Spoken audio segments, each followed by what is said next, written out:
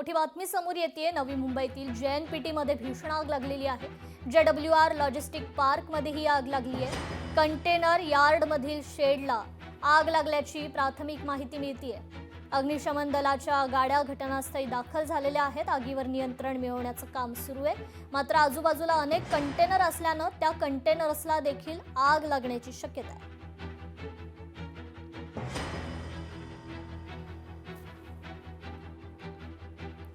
4 तासांनंतर ही आग अखेर आटोक्यात आल्याचं पाहायला मिळतंय। नवी मुंबईतील JNPT मध्ये ही आग लागली होती। JWR लॉजिस्टिक पार्क मध्ये ही आग लागल्याचं पाहायला मिळालं। त्यानंतर अग्निशमन दलाच्या गाड्या घटनास्थळी तत्काळ दाखल झाल्या। तब्बल 4 तासांच्या अथक प्रयत्नानंतर ही आग अखेर आटोक्यात आल्याची माहिती आता मिळते।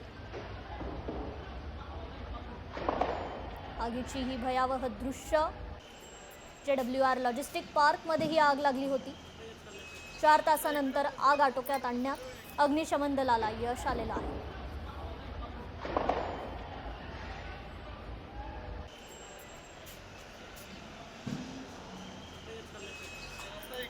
आजूबाजूला अनेक कंटेनर देखील होते। त्या कंटेनरला देखील आग लागण्याची शक्यता होती।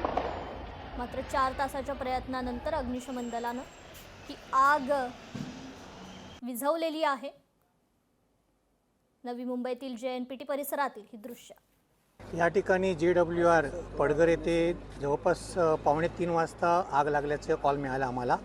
आग लागल्याचा कॉल मिळाल्यामुळे माझ्या सिडको महामंडळाच्या 4 गाड्या, त्याचप्रमाणे पनवेल महानगरपालिकेच्या 2 ते 3 गाड्या या आम्ही टर्नआउट केल्या।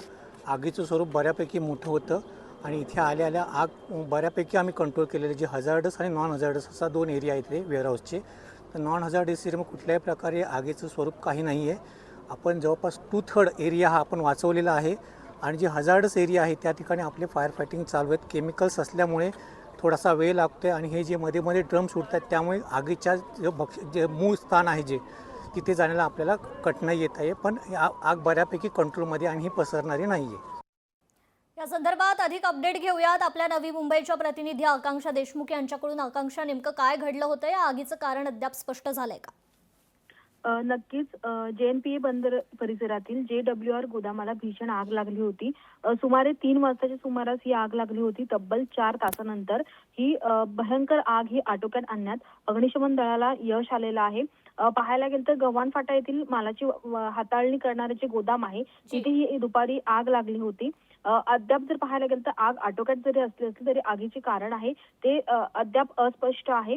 मात्र ही जी आग इतकी भयानक होती की त्याच्या ज्वाळा आहेत तसेच धुराचे लोट आहेत ते दूरपर्यंत जात होते। त्यामुळे जे आतमध्ये कामगार होते त्यांना बाहेर त्वरित काढण्यात यश आलेलं आहे। यामध्ये कोणत्याही प्रकारची जीवितहानी आहे ती झालेली नाही आहे आणि त्यामुळे सध्या अग्निशमन दलाकडनं कुलिंगचे काम सुरू आहे। मात्र यामध्ये मोठ्या प्रमाणात नुकसान देखील झाल्याचं आपल्याला पाहायला मिळत आहे। निश्चितच आकांक्षा, धन्यवाद आपण दिलेल्या या अपडेट संदर्भात। लोकशाही मराठी ऐका, पहा, जागरूक रहा।